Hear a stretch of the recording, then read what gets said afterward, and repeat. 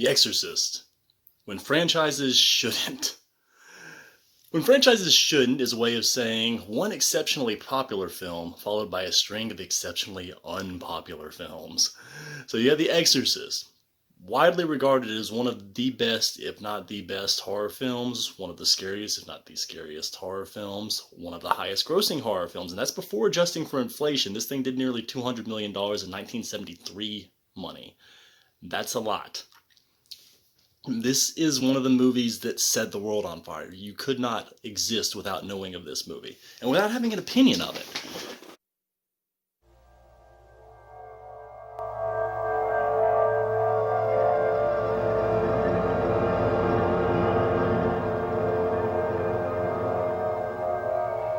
Somewhere between science and superstition, there is another world.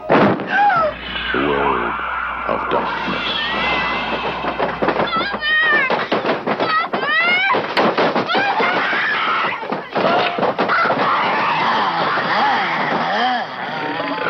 Cultural phenomenon movies are rare today.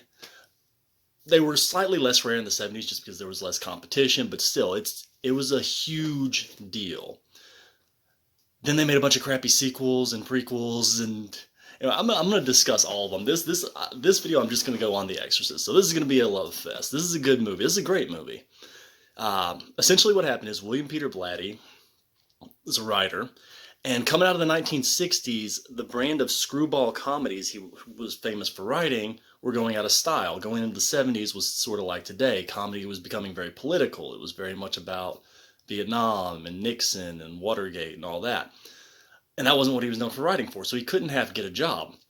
So he wrote a book, very, very loosely inspired by an incident he had heard about as a child about a boy who was possessed, or was supposedly possessed. The boy was an adolescent, and after failing to find any reasonable explanation for his behavior, his parents finally turned to the church, and after a lengthy exorcism, he was cured, allegedly. So Blatty took this basic idea and built a completely fictional narrative around it. Some people like to say this is inspired by a true story. I mean, in the most loose of senses, it is, but this is William Peter Blatty's imagination. The boy, obviously boy, The Exorcist is about an adolescent girl played by Linda Blair. He didn't have a famous actress for a mom. The exorcism went for a very long time. Apparently that's not uncommon. This exorcism lasts, a couple days. The priest didn't die, that kind of thing. So yeah, very different. So anyway, William Peter Blatty wrote the book, and the book was a massive hit. It happened to come out at a time when horror fiction was very popular. Horror fiction is very unpopular right now. It's basically only exists in cheapo paperbacks and YA. But the 70s had an explosion of horror, kind of culminating in Stephen King's hit towards the end of the decade. And he wrote a very, very, very popular horror novel called The Exorcist. So, of course, Hollywood came knocking. They optioned it, and he managed to get the job to write the screenplay as well. Now, some people say authors shouldn't adapt their own material. Well, I think that's an overly broad statement. It may have been kind of true here. I'll talk about that more later. So they got William Friedkin, who was a very respected director at the time. He had already done The French Connection, I believe. And that was a colossal hit. Kind of one of the quintessential rogue cop movies. So they bring in Friedkin, and Friedkin and Blatty clash. They were both very big egos. They both had very strong opinions on how this movie should be made. And apparently Blatty was displeased anytime there was a slight deviation from his script. Now, the one thing I can actually understand William Peter Blatty being upset about is Blatty's novel, which I have read, doesn't read like horror. It reads more like a drama. A lot of the more fantastical stuff you see in the movie isn't in the book. That was invented for the visuals in the movie. So the book kept you in the realm of this could have a reasonable explanation. The movie doesn't. And it's odd that William Friedkin has always claimed that his movie isn't a horror movie, because it absolutely is. By any metric, this is a horror movie. I don't give me that thriller bullshit. This is a horror movie. A horror movie is horrific subject matter that at least at times aims to scare an audience, and this is those two things. To a T. This is a horror movie. But Blatty's novel wasn't really horror, and I kind of wonder if Friedkin, that's just a concession he made, kind of like, okay, I won't describe it as a horror movie, because Friedkin hasn't really done a lot of horror. But he did Bug, which is one of the best movies of the 2000s. It has amazing acting in it from Michael Shannon and Ashley Judd. That's a fantastic movie, a very underappreciated movie. He did Rampage, which is a slightly above average cop chasing a serial killer movie with Michael Biehn, the blonde guy from Terminator and Aliens. So I don't think he's necessarily afraid of the genre. I do think that that was just something that he kind of was told to say. Anyway, so the Exorcist plot is pretty straightforward. This single mom actress, played by Ellen Burstyn from Requiem for a Dream. She played Jared Leto's mom and dad, and she was in that god-awful remake of The Wicker Man, the one that turned into a meme. It was so bad, where she took over the Christopher Lee role and is the goddess of queen of the island. She's great in the movie. The movie just sucks, and she's a fantastic actress. She's very good in this. So, and she's had a long career. Good. I mean, early 70s, she's still active today. So she's this single mom whose adolescent daughter is a very sweet girl who suddenly begins acting strangely. Her daughter, Reagan, starts exhibiting strange bouts of temper, fatigue, lesions. She takes her to doctors. They can't explain her behavior. They try medicating her. She only seems to get worse. And strange things start happening around the house. And all this kind of jumps off because she starts playing with a Ouija board, or which is actually pronounced Ouija. Apparently the people who invented it have stated, no, it's pronounced Ouija. Well, I don't know why the hell people call it a Ouija board, but I'm going to call it a Ouija board just so people... It's how I'm used to saying it. It's a mispronunciation, but it's a mispronunciation I'm used to. And I have read some occult books that claim that Ouija boards are considered legitimate conduits, that basically it's kind of like Russian roulette. 5 times out of 6, you're not going to get anything, but that 6th time you might get something, and you might get something you really don't want. I don't really believe in the occult, but it's an interesting theory. And that kind of jumps off to Reagan communicating with Captain Howdy. Funny name. I've never heard where they got that from either. So Reagan, after Reagan's mom, Ellen Burstyn's character, Chris, can't explain her daughter's just descent. I mean, Reagan, initially she behaves in such a way that you would think this child is troubled. Like, at one point she walks into a dinner party her mom's throwing, tells a guy who's about to go into outer space, the mom's rich, so of course she has rich friends, she has an astronaut over at her party, tells the guy that's about to go into space he's going to die up there, and she just pisses on the floor. She starts throwing fits, she starts cursing, and things get progressively worse. So she turns to the church, and the church is kind of personified by Jason Miller's character, Father Karras. And he's a therapist to his fellow priest who's beginning to lose his faith. His mom's been very ill. He's heard too many bad things from these priests, and he's losing it. So he automatically is very skeptical, and he's tasked with discovering whether or not there is any basis to perform an exorcist. The Catholic Church was very hesitant to okay exorcisms because they were afraid it would make them appear archaic, even medieval. So Jason Miller's doing this, and he eventually determines there is a basis for an exorcism, and he calls in the most experienced exorcist they have, Father Marin, played by Max von Sydow. And Max von Sydow is actually in heavy old age makeup. I never knew that until I got the Blu-ray. I had assumed the guy was just 1,000 years old, because he's old in this movie, then he's old in the 90s when I started seeing him in movies like Judge Dredd and What Dreams May Come. So I just thought he was a really, really old guy. But no, he's in old age makeup here. And it looked better before the Blu-ray, because the Blu-ray does show the flaws a little bit, but on the VHS it looked flawless. You know, those high-def transitions, they can be a little unforgiving for older movies' special effects. But it still works. It's not distracting. His performance is phenomenal. It sounds like a very basic thing to be able to play an old person, but it actually isn't, because you've got to get the voice, you've got to get the eyes, you've got to get the look of it, you've got to get the movements. So he does everything very well. It's really impressive. The acting across the board is great. You know, of course, Linda Blair became kind of an overnight star because of this movie, and she got an Oscar nomination for this. And apparently she was a favorite to win until it was revealed that there was an uncredited adult actress who dubbed most of her lines from the second half of the movie, because she was supposed to have that creepy, raspy voice, and the child actress just couldn't do it. It's a great performance regardless, because she does embody the physicality of the role and the movements and the eerie things she does with her eyes and all that. So I don't think it diminishes anything to say that, okay, so they had to bring in someone to dub part of her lines. And it works pretty well for the most part. Ellen Burstyn's great and everything. Jason Miller is a guy I'm not terribly familiar with. He's more of a stage guy. He actually has a Pulitzer for writing stage plays. He's a very successful playwright, a stage actor. I don't know that I've seen him in a single other movie other than the third Exorcist movie. But yeah, so the cast is great, and some people say this movie's dated. I wouldn't necessarily say it's dated, but it's a movie of the early 70s, so it looks like a movie from the early 70s. The picture quality is of the early 70s. It has that kind of grain and that grittiness, which I really like, actually. It's got an early 70s pace. The 70s, they didn't feel the need to kind of keep the audience on their toes all the time. There are actually very few scares in the first hour of this movie. This is kind of a long movie. It's one of the few horror films to go well north of 2 hours. It's, I believe, 2:20. So it's got a little bit of I wouldn't even call it a lax pace. It's just, it takes its time. It's a slow burn. So you're slow, and I think that it adds to the situation, watching Reagan get progressively worse, especially in this towards the middle of the movie, where every time something awful happens, you think it can't be any worse, and then something more awful happens.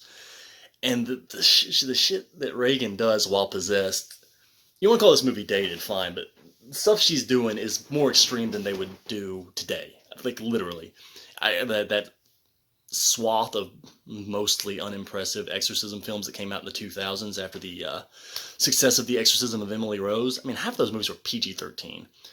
Movies just don't have the balls to do this kind of thing anymore. At least not wide release mainstream movies. In fact, The Exorcist 2 didn't have the balls to do this kind of thing, and that was released 4 years after this. So yeah, this was kind of a singular moment in history. This was a flick that really dared to go for it. You know, Friedkin's a fearless filmmaker. Now, he's got a lot of weak movies on his resume, but I do think he's a genuine talent. I don't know, maybe he's bad at choosing material. Maybe he's a little too enamored with the camera. I don't know. But he's got some brilliant movies, and then he's got some lousy movies. Jade with David Caruso, this really crappy Basic Instinct ripoff that came out in the early 90s. I watched that movie like 3 times because I keep thinking, this can't possibly be from the director of The Exorcist. It would be better if it was from this guy, right? That movie's terrible. That's a remarkably bad movie. So, from a technical standpoint, purely looking at this from a technical standpoint, this is a damn near flawless movie. The editing, the sound design, the cinematography, the production design. Basically, the only thing you can pick out that doesn't work is the vomiting of pea soup, because it just looks too green. That's like almost literally the only flaw you can pick out from this movie from a technical standpoint. The makeup effects were probably astonishing at the time, and they're still good today. Most of them hold up very well. The score, I don't love the score, but most people do, so I'm just kind of the odd man out on that one. The score always sounded too modern to me. This is a very grim, atmospheric movie, so that very busy I never thought it would fit this movie. But most people do love it. It's considered a classic score, so I'm just the one who didn't get it, I guess. But this flick has some gut-wrenching moments. And it's easy to understand why audiences were just unable to handle this movie. I mean, this was like the Texas Chainsaw Massacre. You know, this put people allegedly in shock. Supposedly people went to the hospital claiming that they couldn't handle this movie. This movie was used in criminal defenses by people saying that instead of saying the devil made me do it, they said the friggin' Exorcist made me do it. I watched that movie and it just fucked me up. That's up there with those kids in the 90s trying to claim that listening to heavy metal was making them shoot up their damn schools. So, yeah. This movie had an amazing impact. That really, you can see why. Because there was this thing called the production code. Some people have heard of it, some people haven't.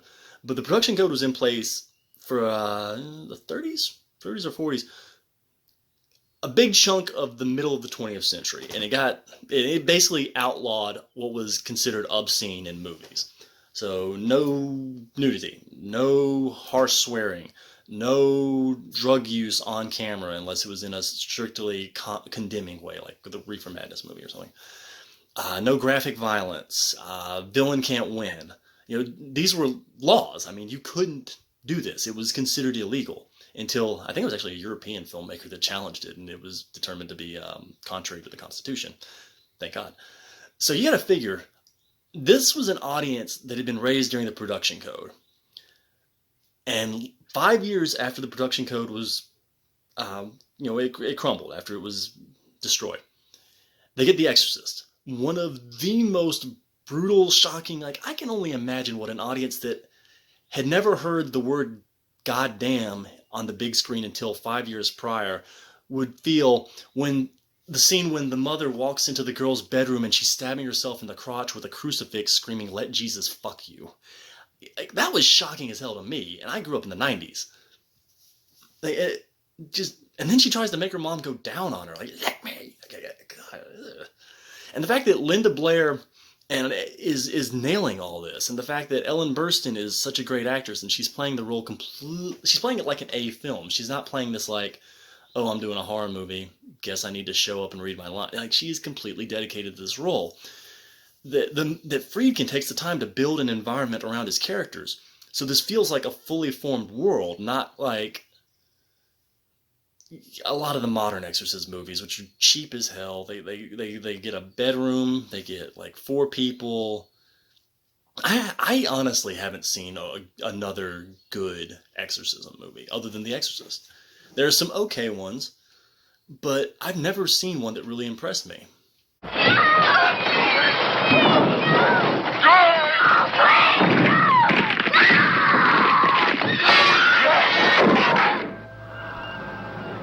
The Exorcist is very impressive. So, for me, the only thing that kind of drags this movie down a bit, the reason this has never been an A+ movie for me. This has always been an A movie. It's not quite an A+. Is that, and I kind of blame this on Blatty, it's structured more like a book.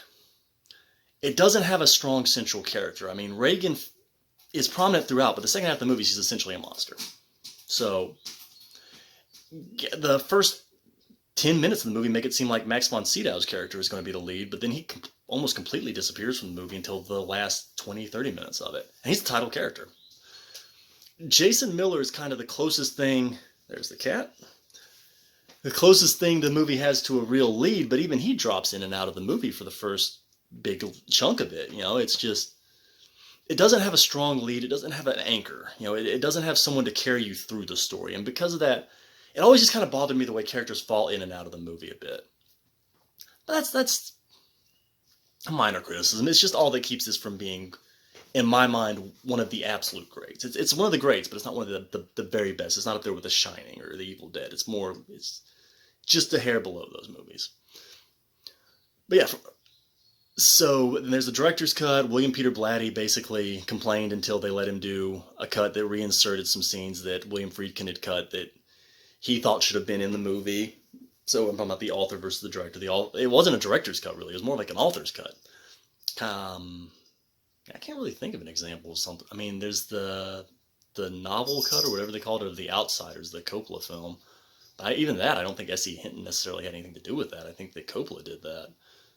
Not sure. I didn't like The Outsiders, so I don't remember. Yeah, so Blatty reinserted some scenes. And my take on The Exorcist, the version you never saw, I think is what they called it, is it's fine.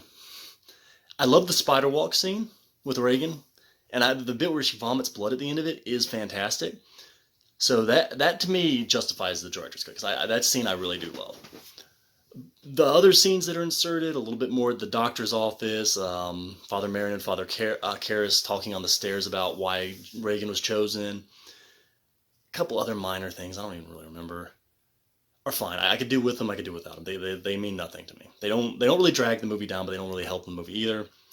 The thing I don't like about the director's cut is the extension to the end. The original Exorcist had one of those beautifully bleak 70s cold stops on the staircase. Just, yep, he's dead. Done. Credits. But the director's cut adds in this, I call it coda, epilogue, between random priest buddy who was never important to the movie and annoying detective who also really didn't impact the plot at all, who ends up being the main character of part 3, although played by a different actor. And that character was really annoying in the book. It's very long-winded. Not so much in the movie. But yeah, like I said, the spider walk justifies the annoying extension to the ending to me. But yeah, I'm overall very positive on this movie. I think this is justifiable. What is not justifiable is how they just pissed directly all over this movie. And the nicest thing I can say about the sequels and the prequels is that they're so bad and so forgettable, although part 3 has a cult following. Most people forget kind of that they even exist, so they never really sullied the original movie's name. Like, no one calls Exorcist 2 the heretic canon. No one thinks that that's what happened to Reagan after this movie. So yeah, I like it a lot. I do not like the follow-ups, and we're going to talk about them next.